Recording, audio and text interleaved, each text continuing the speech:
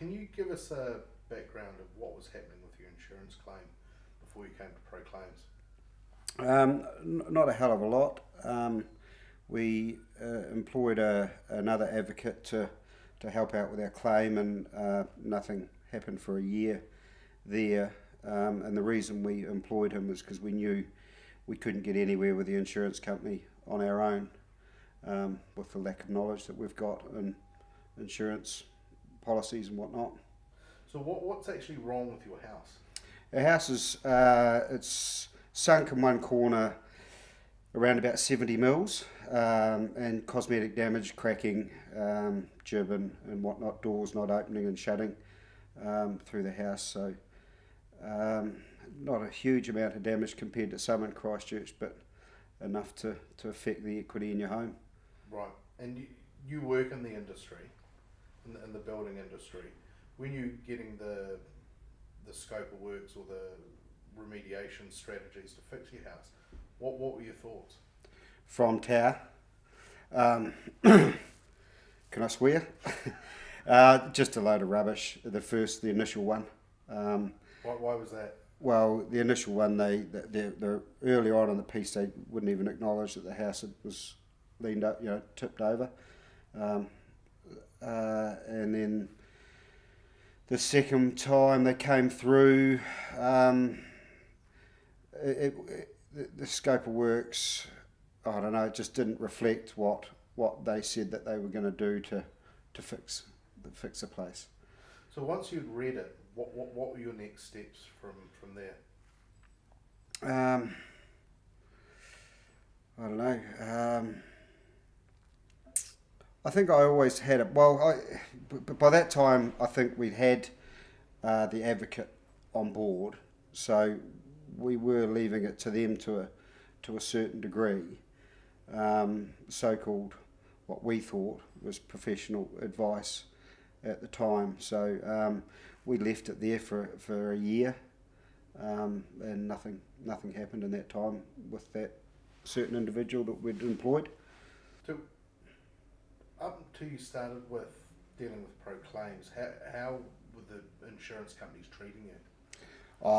We were just getting nowhere with them. You just go around in circles. We were dealing with Stream, the project management company for Tower, and they were just sticking to a script. It was just a mandatory script that they stick to, and they just don't go off it. And being in the industry, they still wouldn't listen to you. Information you'd give them, they just wouldn't go anywhere with it. So you knew that they had a plan, and they were sticking to that, and you'd get nowhere with it by trying.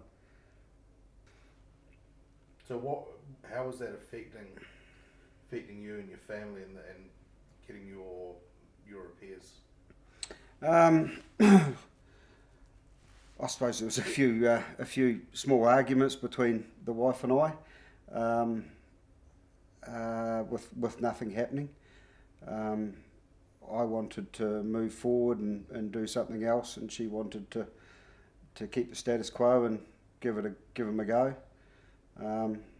So I think once we made the decision to move on, it was the best thing that we'd done. And what are you wanting as an outcome? Just to get what you're fully entitled to at the end of the day, which the insurance companies obviously don't want a bar of that. Just full entitlement, that's what we pay for. So what was the feeling once you got Pro Claims on board? The thought that something was happening, and you guys send emails as you guys get information, which we haven't had that over that last year either. It was me pushing the whole time prior to having you guys on board. So the feeling's been good. How did you hear about Pro Claims, and what was the process of deciding to go with Pro Claims? I heard about them by going to a meeting that they had out at Brooklands, and you guys were the main speakers at the time. and I think just a lot of the information that you guys put out just made a hell of a lot of sense, and probably made a light bulb go off in my head. The fact that you guys are telling people to get away from the idea of repair and rebuild and get into the idea of replacement. And once you get away from the thought of rebuild and repair, then you can start getting somewhere with these guys. So, and again, the reason we come over to Proclaim is it just all made sense after that meeting. I went with you guys, and I think we had 2 meetings after that, and also the people that you've got in your team, Bevan being the floor expert and his contacts with the geotech. That all made a lot of sense to me.